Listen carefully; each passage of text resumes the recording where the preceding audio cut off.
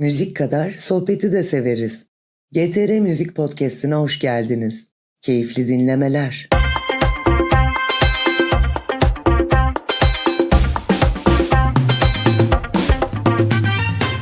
Bugün Sevgililer Günü konsepti dahilinde açılışı en tatlı sevgili arkadaşım Esra Gençkaya yapsın istiyorum. O yüzden sözü ona bırakıyorum. Sevgililer Günü kat bölümüne ama bu sefer çift kata hoş geldiniz. Bu bölümde biraz aksiyonun kalbinden gelen ama gerçek hayatta ise aşkı konuşan, bu aktif ortamı aşkla buluşturan bir çift var. Sevgili Mehmet Ali ve Larissa. Hoş geldiniz öncelikle ama zaten boğa akrep atışmalarımızı düşününce muhteşem bir çift karşımızda ya. Şimdi bu muhteşem bir çift diyor. Allah'tan yönetmenimiz falan seni iyi tanıyor, beni de iyi tanıyorlar. Burada akrep olan benim, boğa olan Esra. Yani o gerilimi bir sanat haline getirmiş. Mesela sabah kahvesini içmiyor. Hani İlkan'ın bir sahnesi var ya, kahvemi içmeden kendimi gerilemiyorum. Esra da öyle. Ama bugün bütün bu gerilimlerden uzak, sabah kalktığında böyle neşelerle, mutlulukla kalkan bir çift konuğumuz var. Hoş geldiniz efendim. Sevgililer Günü özel, çok özel, en özel programımıza hoş geldiniz. Buyurun Esra Hanımcığım. Önce bizim aslında çok sıkıcı gelen ama tanımayanlara, sizi bilmeyenlere de aslında merak uyandıracak sorularımız var. Son zamanlarda neler oluyor hayatınızda? Ne yapıyorsunuz, ne ediyorsunuz? Bizim hayatımızda şu an o kadar çok şey oluyor ki yapım şirketimizi kurduk. Zaten var olan şirketi tekrar Beykoz'a taşıdık. Bir nevi komşu olduk. Yeni projelere hazırlanıyoruz. Bir yandan nişandan sonra evlilik sürecinin o hengamesi var. Öyle yoğun bir şekilde koşturuyoruz. İşte çocuklarla, köpeklerle öyle koşturuyoruz yaptığımız şeyler. Bunlar sen devam edebilirsin bu arada. Ben de hemen hemen aynı şeyleri söylerdim. Yani yoğun bir dönem, daha yoğun olsun tabii ki.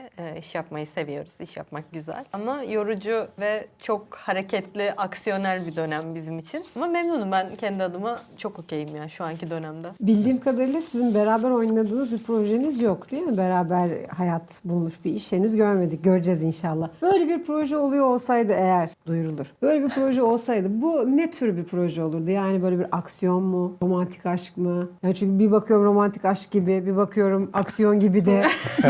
Nasıl bir denklemi olurdu? Lütfen hayatım. Allah bu zerafet karşısında ne yapacağım bilmiyorum. Biz de birbirimize böyle. Önce şunu söylemem gerekiyor. Biz iki koçuz ve özellikle birlikte çalışırken de çok içeriden bizi gören insanlar kavga ediyoruz. Birazdan birbirimizi gırtlaklayacağız gibi durumlarla karşılaşabiliyorlar. Çünkü ikimiz de çok dik karakterlerdeyiz. Ama tabii ki hani her zaman işte kadın efendi, erkeği yendi gibi bir durum söz konusu oluyor. Zaten ben öyle bir kaybedeceğim bir savaşa girmediğim için ben direkt mağlup olarak kabul ederek şey yapıyorum.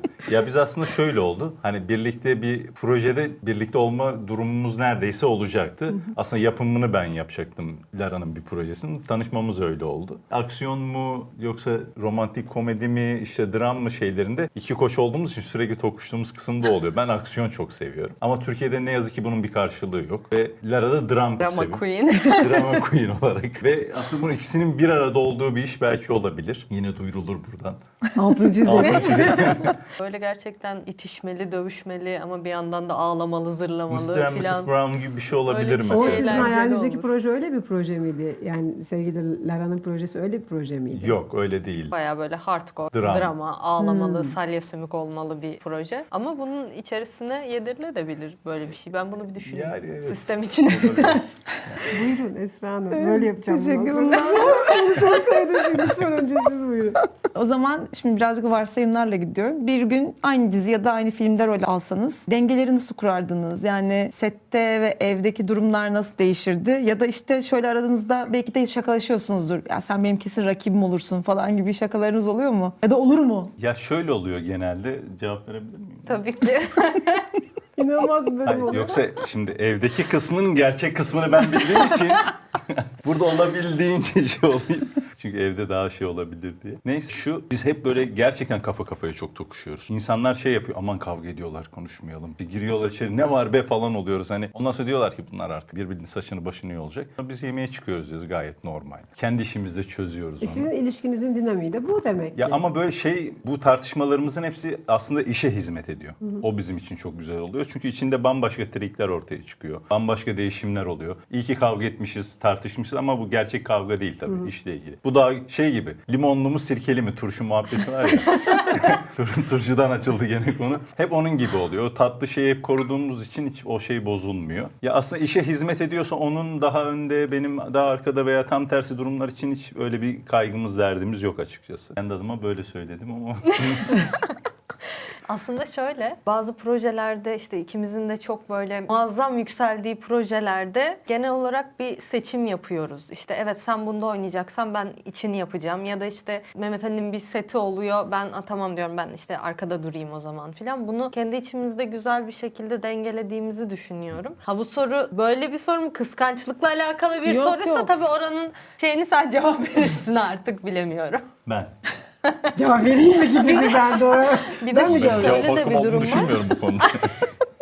Bize gerçekten gelen ve iş yaptığımız arkadaşlarımız ya da işte insanlarda genel olarak şöyle bir şey oluyor. Ya Mehmet Ali Bey ne kadar iyi niyetli, ne kadar tatlı ama eşi biraz Aşk olsun öyle değildir. hani çingene böyle tırnaklarını çıkartmış cadı falan diyemiyorlar da insanlar kibarlığında. Genelde kötü polis ben alıyorum. Çünkü ben daha işte cazgır, daha tersleyen, işte Daha hayır değerli öyle diyelim. olmasın böyle. Tabii Mehmet Ali daha olur yaparız. Hani nasıl olsa burada var sıkıntılı bir taraf. O zaman halleder. benim filan. sorum şu anda hükmünü kaybetti. Benim sorum şuydu. Pardon, bir aksiyon, çok pardon. estağfurullah. Bir aksiyon yönetmeni, aksiyonun içerisinde bu kadar harmanlanmış biriyle bir hayat paylaşıyor olmanın herhangi bir gün süpermarkete giderken böyle bir sekans düşündürdüğü oluyor mu diyecektim. Ama galiba bu sorunun karşılığını sana sormam lazım yani. Aslında tam olarak böyle bir soruydu. Var mı böyle şeyleriniz hayat içerisinde? Yani hayatın içerisinde de normal işin prensipleri gereği o aksiyonlar var mı senin hayatında da? Ya oluyor çünkü bizim ülkemizde ne yazık ki her an aksiyonla karşılaşabiliyoruz. Çünkü gerçekten niye gözünün üstünde kaş var diye insanlar birbiriyle kavga edebiliyorlar. Bir de ben saygısızlığa çok tahammülüm yok. Hani genel yapı olarak iyiyimdir hep şey derim. Hani ne iş yapıyorsun? Yakın dövüşü silah uzmanıyım dediğimde insanlar şey diyor. Aa senden uzak duralım.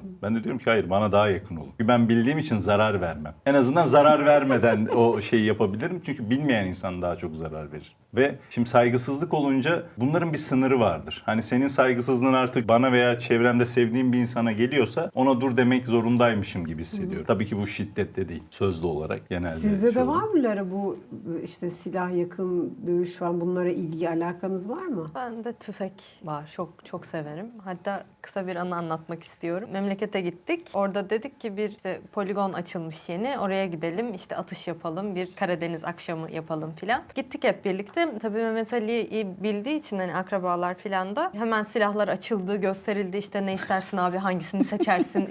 Şu kadar atıyor, şu bilmem ne filan böyle bir ton konuşuyorlar. Ben de dinliyorum arkada. Sen atacak mısın dedi. Dedim atacağım tabii ki. İşte ben de yardım ederim sana filan. Dedim ben tüfek istiyorum. Tabii orada hani benim böyle zayıf çıtı pıtı filan görünce şey sesleri yükseldi. Hani taşıyabilecek misin tüfeği filan. Sonra ben Sevmiyorum böyle şeyleri gerçekten. Sonra ben başladım atmaya ve iyi de kullanırım gerçekten tüfeği. Mehmet Ali böyle şey oldu. Sen KGB ajanı mısın ya? Falan. Hiç beklemediğim şekilde ya. Hani şimdi sonuçta bir kalibrasyon yapman gerekiyor tüfeğe şey yapmak için. Ben şimdi attım. Ben de hani güvenirim kendime şey olarak. Şimdi atışları yaptık. Tabii bir iki tanesi kaçtı o kalibrasyonu kendi şeyimde yaparken. Sonra Lara atış yaptı ve hiç kaçırmadı. Dedim ki benim kalibrasyonum bozukmuş. Tüfeğin değil. O yüzden dedim sen KGB ajanı O mısın zaman diye. senin eskiden beri böyle bir yatkınlığın vardı. Varmış. Ya Bence şöyle doğuştan çocukluğumda yani gerçekten. benim ailem hep şeydi bana karşı. İşte kapı çıkardı, pencere çıkardı. Babam kızım gel bak nasıl tamir ediliyor öğren tarzı bir yaklaşımları vardı. Dolayısıyla da işte her şeyi yapa yapa babam da meraklıdır. O kızım bak böyle tutacaksın, bak böyle atacaksın. Hadi gel sana da attırayım falan derken de gelişmiş. Bir de işte Karadeniz kanının verdiği bir Ya bence yoğruşmayla. burada bence eksik bilgi var. Bu arada gidip atıyordu veya böyle bir özel bir şey de olabilir. Hani babam gösterdi atayım hani o zaman babası da atardı mesela doğru düzgün. Ama burada şimdi kayınpederimiz atamadı demiş Attı. olmayalım. Atıyor ama bu kadar değil. Ben de o kadar atamıyorum Hayır, zaten. Yoksa gayet iyi atıyor. Hangisine bakarak konuşayım? Kayınpederim gayet iyi atıyor. Vallahi bak. Hani Canım ama benim. inanılmaz. Gerçekten çok şaşırdığım için. Ben dedim ki gerçekten süpermiş. KGB ajanımız. Hani böyle bir şey yok. Hani ben de çünkü yıllarca yaptın. Hani silahın içindesin. Hep bir fiil içinde bulunmuşsun. Kaçırıyorsun 20 taneden. 2 tanesini kaçırıyorum. Dedim ki hani ayarını yapayım. Gerçekten ben bozukmuşum. Kız 20'de 20 yaptı ve şaşırttı beni. 20'de 20'de de çok İnanılmaz bir iddialıymış. şey ya gerçekten. İnanılmaz. Tebrik ederim bu arada. Teşekkür ediyorum. Buna gelmişken aslında biraz da aksiyon sahnelerinden bahsedecektim. Bu sorum sana. Yani aslında aksiyon tarafında, çekim tarafında aksiyon tarafı biraz daha güven gerektirir ya. Sizin ilişkinizdeki güven testi ne oldu? Yani- Öyle bir şey oldu mu? Tabii ki ya ama Bu kıskançlık birinden kıskanma Yok, öyle falan değil. değil. Tam Tamamıyla aslında doğru şeyi bulmak için biraz düşündüm şeyde. Ya öyle bir gelişti ki biz sanki birbirimize güveniyormuşuz gibi oldu. Hani hep söylerlerdi yıllardır birbirimizi tanıyormuşuz gibi. Ya abi hadi canım derdim. Mesela hep söylerler böyle. Hani ilk görüşte aşk ya hadi canım falan. Yaşamadığımız için ya öyle şey mi var? Kasım'da aşk başkadır gibi bir şey değil yani bu. Ama öyleymiş. O güven duymaya çalışmadık. O kendiliğinden gelişti mesela o güven duygusu. Bir teste tabi olmasına gerek kalmadı yani sistematik olarak geçti. Ke- Organik o- olarak ya da. Full paket olarak geldi gibi bir şey oldu. Çünkü hani bu gerçekten sonradan gelişti, böyle oldu, şunlar oldu da bunlar yaşandı gibi olmadı. Hazır olarak geldi ve bir anda tamam bütün yelkenler. Ben hep şey diyordum ya hayatta ilişkini artık bu saatten sonra böyle olmaz böyle olmaz derken şeymiş. Bu anı bekliyorum. Bütün yelkenler hemen suya indi. Ben de bu anı bekliyormuşum gibi oldu. Çok enteresandı yani. O yüzden öyle bir şeye tabi olmadı benim kanımca. Ben de söylediklerine katılıyorum. Tabii ki ilişkisel olarak hani senelerdir çok sıkıntılı olduğumuz zamanlarda oldu. Kavgalarımız, tartışmalarımız hani her ilişki gibi. Ama bir şekilde herhalde o güveni oturtmuşuz ya da o sevgiyi, saygıyı oturtmuşuz. Bir şekilde toparlayıp devam ettik. Çok da bizi sıkıntıya sokan bir sürecimiz böyle hani o saygımızı, o güveni kaybedecek duruma geldiğimizde belki de biz de hani buraya gelmesin diye uğraştık. Böyle ilerlettik inşallah da böyle Ama birkaç defa ilerletiriz ayrılık diye şeyine geldik. düşünüyorum. İşle ilgili tartışırken. Sen yap ben yap ben gidiyorum sen git. Sen dedim babanın evine gitmiyor musun? Gitmiyorum sen git dedi. O zaman ben dedim senin babanın evine gidiyorum. Bir an böyle buna İyi döndü. atış Az kalsın yapıyor. ben kavga ederken böyle evi bırakıp Lera'nın babasının evine gidecektim. Öyle bir şeye Ya, geldi. bazen oluyor işte ama dediğin bence önemli bir nokta. Yani hayat içerisinde bir şeylerle karşılaştığı zaman insanın yanındakiyle beraber verdiği reaksiyon da onu. Esra'cığım bizim de böyle şeylerimiz var. Biz çok kriz yönettiğimiz için beraber o kriz yönetimindeki aslında hal ve tavrı insanın nasıl biri olduğu ya da nasıl ilişkilendiğini gösteriyor. Sağ ol Esra'cığım. Sağ ol. Sevgiler günde. Sağ ol. Hoş geldin Evet, senin bana de. bir sağ ol yaparsan teşekkür ederim.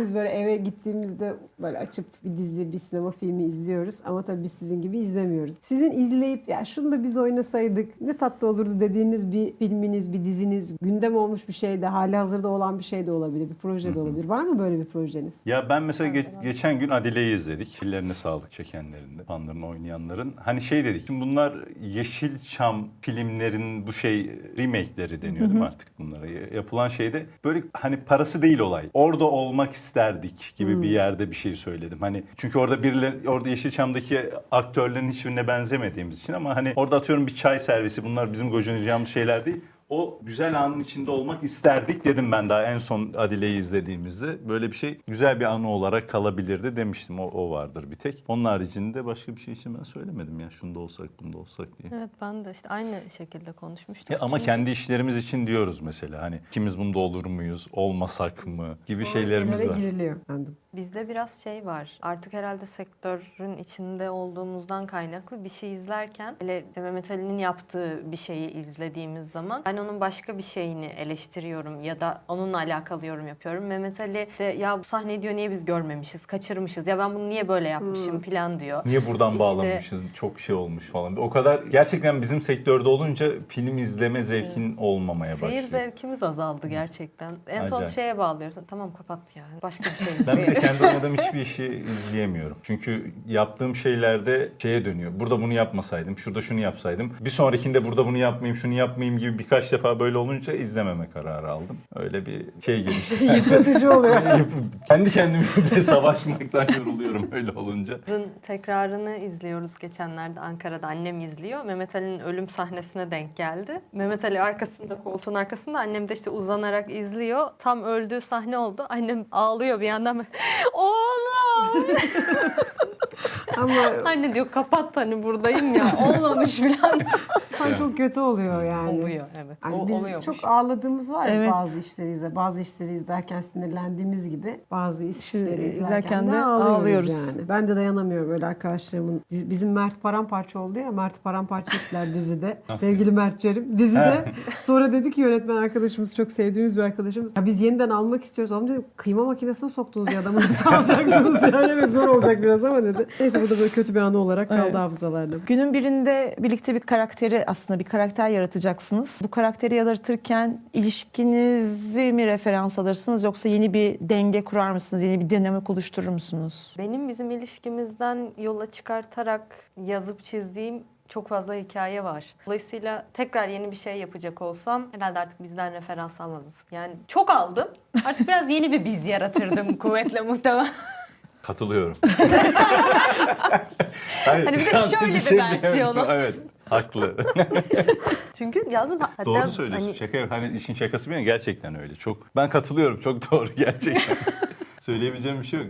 Bu bölümde aslında bizim derdimiz, içeride de bilgisini verdiğim gibi, hem özel hayatıyla hem iş hayatını çok harmanlamış çiftleri misafir etmek istedik. İnsanlara emsal olsun diye. Bu noktada sizin mesela evinize geldiğiniz zaman, hanenize, tamam artık iş konuşmayalım, artık bu konuyu da bir kapatalım dediğiniz bir kırmızı çizginiz var mı? Ya bizim, Ya bizim mesela gerçekten var kendi içimizde. Esra'yla da, çünkü 7/24 biz işte, Gökhan, ben, hepimiz aslında hep beraberiz. Bir yerde artık tamam bunu bir kapatalım dediğimiz bir kırmızı çizgimiz var. Sizlerde de var mı benzer bir çizgi? Ya bizde yok gerçekten. Biz çünkü bizim işimiz hep yaratmak üzerine olduğu için ben bir anda duştan çıkıp aklıma şöyle bir şey geldi deyip ve lütfen yazar mısın dediğimde çok güzel bir hikaye çıktı mesela. Tam ana akım güzel dram iş. Biz bundan da keyif alıyoruz. Hani şey değil, hani oturalım iş konuşalım ve işin stresini evet eve getirmemeye çalışıyoruz ama ben bu konularda biraz daha stresli olduğum için ben genelde getiriyorum bu şeyleri. Çünkü kendi işim haricinde de saatimiz olmadığı için hani sabah 9 akşam 5 gibi bir işte çalışmıyoruz. Hani 6'da eve girdin, artık iş konuşmayalım olmuyor. Bizde 24 saat sektör devam ettiği için orada iş konuşuluyor, bir şey oluyor ve kendi şeyimize de eve sürekli iş geliyor aslında.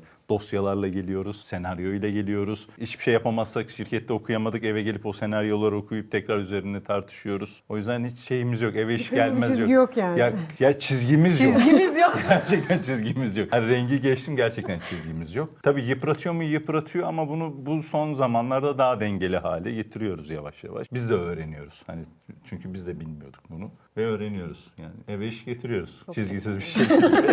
getirmeme gibi bir şansımız herhalde aynı yerde olduğumuz için, ki bence ki insanın hem birlikte olması hem bir arada çalışması çok zor bir süreç bence. Güç gerekiyor bunun için. Hakikaten mental bir güce ihtiyaç duyuyor insan. Yani şu ana kadar becerdik, inşallah da Ya beceririz hem ama. şöyle bir şey de var. Şimdi biz hem aynı sektördeyiz, hem aynı sorunlardan müzdaribiz, hem de yapım şirketimiz var biliyorsunuz. Hem de aynı şirketteyiz. Odalarımız da yan yana düşünün. Her yerde Değil mi? Duvara birlikteyiz. vuruyorum. Ve Can. her toplantıda bir bardak, senin duvarda bir bardak şey var, izi var. Ben biliyorum onu. Hayır, bizde şöyle bir durum oluyor. Şimdi bir şey hakkında çok hararetli konuşuyoruz. Sonra bir anda işte köpeklerimizle alakalı bir şey oluyor mesela. Onlara yöneliyoruz. Aradan 3 saat falan geçiyor. Mehmet Ali bir anda dönüp bana şöyle yapıyor. Aslında şöyle de olabilirdi falan diyor. Devamlılık Neyi tutuyor. diyorum? Söylemiştim ya diyor. Ben hiç unutmam konuştuğumuz şeyleri. Öyle bir şeyim var. Ve bende şey var, hani durdurma ve devam etme tuşları vardır ya, play, pause gibi. Orada ben pause'a basıyorum. Şimdi köpekleri gezdiriyorum, şey oluyor. Sonra kaldığı Lara yerden bambaşka devam ediyorsun. arkadaşlarıyla, ailesiyle açmışım, konuşuyor. bir şey izliyorum. Bir şey izliyor işte eski şeylerden falan. Sonra ben diyorum ki bu da böyle olabilir dediğinde böyle yapıyor. Ne? Hani ne diyorsun? Sonra Hangisi ben en öyle başından tekrar anlatıyorum. Öyle olabilir. Bir de onun üzerine tekrar tartışıp olur olmazı şey yapıyoruz. Ya öyle bir şeyim var ne yazık ki. Ama Ben de dinç tutan şeyler bunlar. Yani bu olacak olan dinç tutan şeyler bunlar yani. çok olacak. dinç tutuyor. O yüzden yani bu kadar dinç tutması olabilir. Bir de benim beynimin arkası sürekli çalışıyor. Böyle bir sürü şey düşünüyor. Şimdi Lara ile ilk tanıştığımızda Lara böyle değildi tabii. Şimdi o da buna evrilmeye başlayınca şey diyor, beynim hiç durmuyor ya. Dedim ki hoş geldin. Nasıl bir şeymiş? Berbat bir şeymiş diye böyle. Gerçekten beynimiz durmamaya başlıyor bir yerden sonra. Çok yorucu. Ama ben mutluyum bu şekilde. Yani hiçbir şey düşünemeyip hiçbir şey üretemeyen bir insan olmaktansa bu şekilde yıpratıcı olması benim için daha mutlu bence. Ki Lara için pek hoş olmasa da belki de. Yani aslında hepimiz bir şeyler eleştiriyoruz ama ilişkilerde eleştiri biraz daha hassastır ya. Audition çekerken ya da bir role hazırlanırken ya da bir şeyler yazarken birbirinizi ne dozda eleştiriyorsunuz? O seviye nerelerde? Çok üstte. Yani Bayağı fena eleştiriyoruz. Çok tatlı. Çok üstte. Ama çünkü özür dilerim hayatım başladım. Şöyle bir şey oluyor. ne Şimdi demek iş... için her zaman. Yani, özür dilemeye Hayır, ne öyle. gerek var? Ya böyle Böyle duruyor, öyle değil. Karadeniz'den böyle çıkıyor ondan sonra. işte sonra beni kimse sevmiyor. Herkes Allah, böyle bu sevinecek şirret bir karısı şey. Ay, ne falan oluyor. alakası var? Yok ya, öyle değil. Yani iyi polis kötü polisi çok güzel oynadığımız için. Ve bu şeyde hani hem dominant hem böyle bir kadın olarak dominant olması ve bu şeyde çok hoşuma gidiyor. Tamam, burada senin olman daha iyi. Çünkü ben daha hani yapı olarak yaptığım işler o sert bir şeye sahip olsam da insan olarak yumuşak. Hani tamam hallederiz. Ne yapılacak? Tamam ben yaparım ya falan deyip böyle çok iyi niyetli davranıp çok kaybetmişliğim vardır. O yüzden tam tersi olması bu konuda beni inanılmaz rahatlatıyor. Bizi inanılmaz rahatlatıyor. O yüzden sevmiyor değiller, çekiniyorlar. Yoksa herkes arkasından konuştuğumuzda herkes seviyor. Ama Şeyma'ya sor. Şöyle tabii ki çok eleştiriyoruz birbirimizi. O da şu yüzden birbirimize bazı çiftler görüyorum işte sektörde aynı işi yapıyorlar ve birbirlerine sürekli ket vurma derdindeler. İşte sevgi adı altında kıskançlığın dozunu ayarlayamıyorlar filan. Ama bizde daha iyi olsun, daha iyisini yaparsın. Çünkü birbirimizin bütün potansiyellerini biliyoruz artık. Dolayısıyla da hani bunu dediğimiz çok oluyor. İşte nasıl oldu, iyi miydi filan. Daha iyisi var. Falan olmadı değil mi?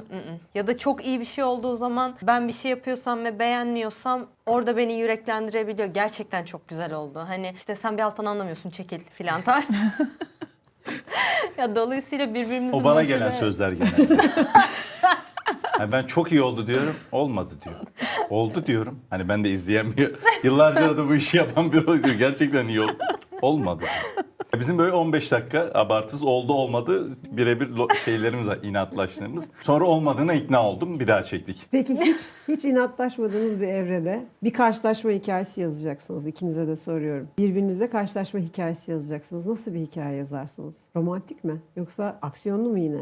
Nasıl bir karşılaşma hikayesi olur? Ben aksiyonunu yazamam herhalde diye düşünüyorum. Şöyle ilk tanıştığımız zamanlarda da sana da çok anlatıyorum bunu. Hep hatta bana der ki gülmeseydin bana aşık olmayacak mıydın? Herhalde olmazdım falan diyorum. Çünkü ben Mehmet Ali ile ilk tanıştığımızda da bir şey hakkında konuşuyoruz. Ve onunla alakalı konuşurken bir anda bana dönüp kahkaha attı. Benim güzel gülen insanlara karşı çok büyük bir sempatim var galiba. O da yine babamdan kaynaklı. Ona da çocukken çok özlediğimde baba işte ne olur bana bir güler misin falan derdim arayıp ağlayarak böyle. Bir güldü, olay nerelere geldi durumu var bizde. Herhalde yine öyle bir şey yazardım. Bu soruyu Mehmet Ali'ye çok sinirli oldum bir anda cevap verseydim eğer. O zaman bayağı hardcore böyle dövüş, silahlı, işte bıçaklamalı falan bir şey diye cevap verebilirdim. Burada maktul ben Hayal oluyorum gücüm. bu arada. Bir de silahlı bıçaklamalı kısmı niye var mesela, değil mi?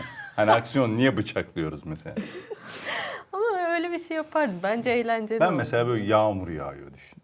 Sen çok romantiksin.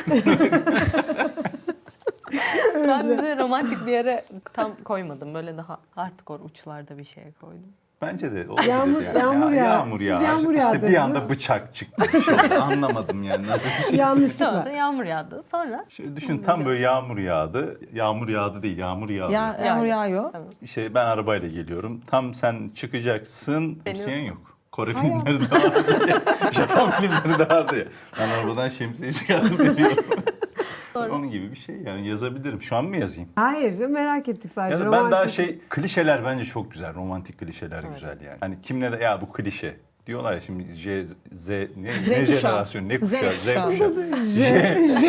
kuşağı. J kuşağı ne oldu ya? Kayıtlı olmasaydı çok güzel herifleri geldi. Neyse, Z kuşağı. Z kuşağı oy kullanacak mı artık?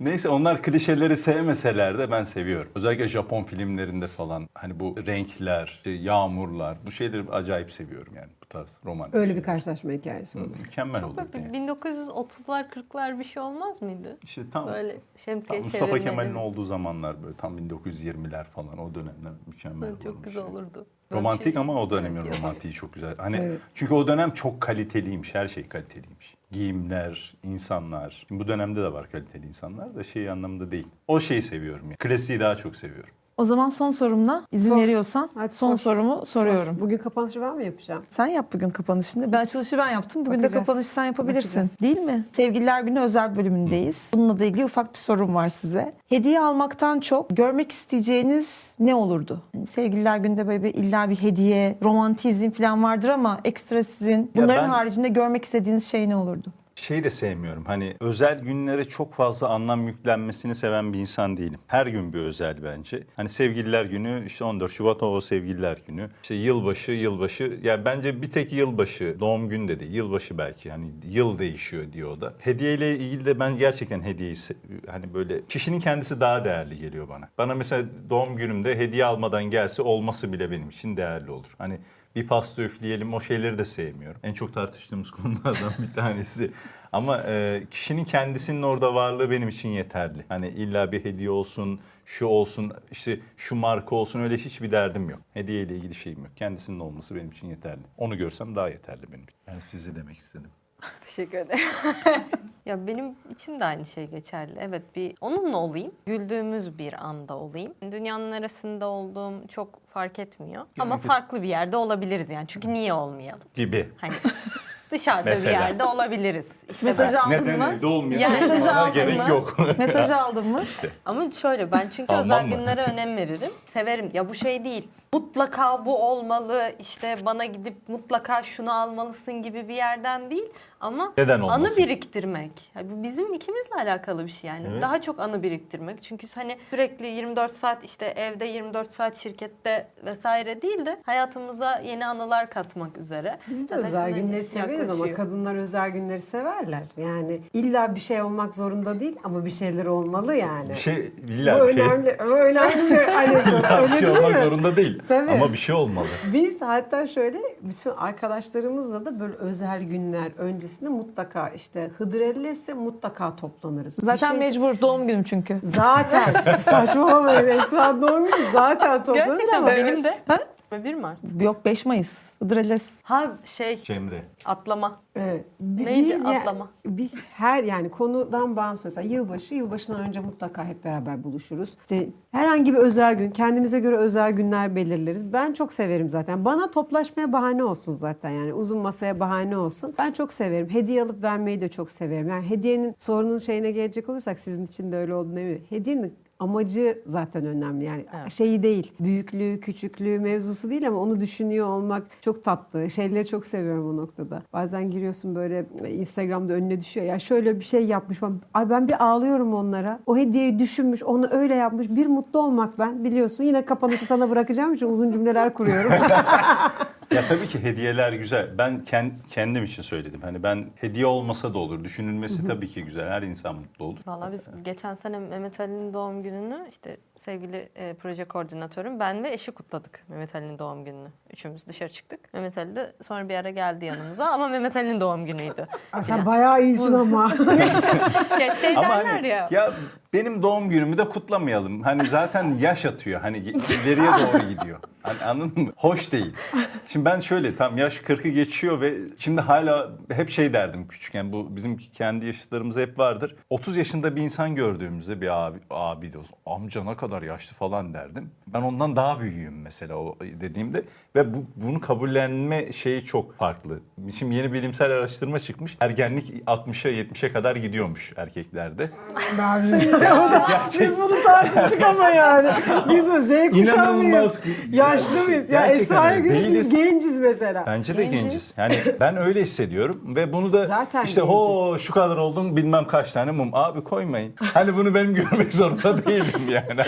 Siz bunu yeni kutluyorsunuz gibi. Niye kutluyoruz yaşlanıyoruz diye mesela. O da diyor hayır yaş alıyoruz. Yani hayır.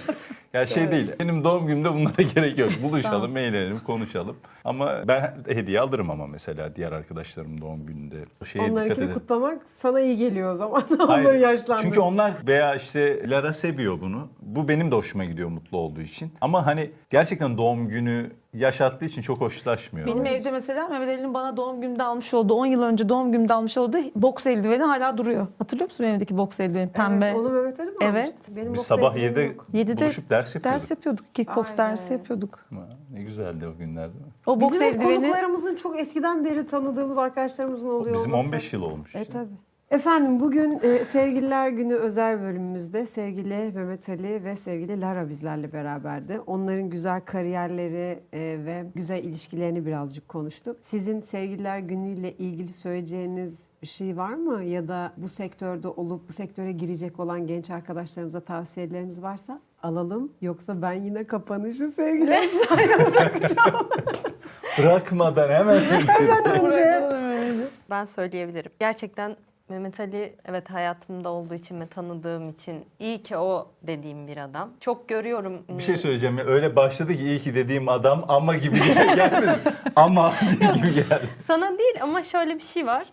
Sonuçta insanlar hayatları boyunca işte birçok kişiyi alıyorlar hayatlarına, çıkarıyorlar ve uzun bir süreç yaşıyorlar. Doğru insan diye kendilerince düşündükleri kişiye ulaşana kadar. O yüzden çok sevdiğim bir söz vardır bununla alakalı. Her kadın hayatının bir dönemini Budist olarak geçirir ve bir öküze taparmış. Dolayısıyla böyle yaşayanlar varsa kızlar özellikle umudunuzu kaybetmeyin. Bir gün o çok sevdiğiniz adamı buluyorsunuz. Böyle bir öküz bulabilirsiniz mi oluyor, ben anlamadım. Bak ne kadar güzel bir şeye getirdim. Buluyorsunuz dedim hayatınız için doğru insanı dedim. Hani o öküzler gidiyor O dedim. dönem o güzel. Böyle olmaz ya.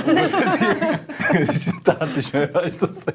Ya ben şunu kariyerinizde gerçekten iyi bir yere gelmek istiyorsa arkadaşlar, genç arkadaşlar, kızlar, erkekler her anlamda kendilerini geliştirmek zorundalar bence. Dil olarak, işte dans olarak, atıyorum bir savaş sanatlarında bir işte atıyorum herhangi bir şey olarak geliştirmeleri lazım. Erkeğin de kadının da özellikle kızlarımızın, kadınlarımızın bir erkeğe bağımlı yaşamamaları gerekiyor. Güçlü olmaları gerekiyor. Hani benim tek düşüncem bu. Hani birisine yaslanıp da hayatımı geçireyim diye bir düşünce içerisinde olmasınlar bence. Çünkü aklına koyabilecekleri her şeyi yapabilirler diye düşünüyorum. Ki bunun örneği var burada. Lara var. Sizler varsınız. Sizler varsınız. Yani bunu herkes yapabilir. İlla işte oyuncu olacağım, işte bir şey olacağım diye bir erkeğe, bir şeye dayanmaya gerek yok bence.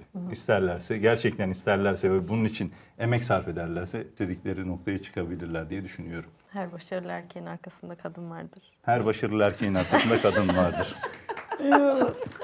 harika.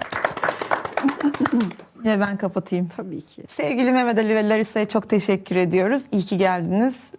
Çok güzel sohbet ettik. Harikaydınız. Fazla sözü uzatmayacağım. Yine kısa kesiyorum. Biz bu sefer seviyoruz, kesmiyoruz. Görüşmek üzere.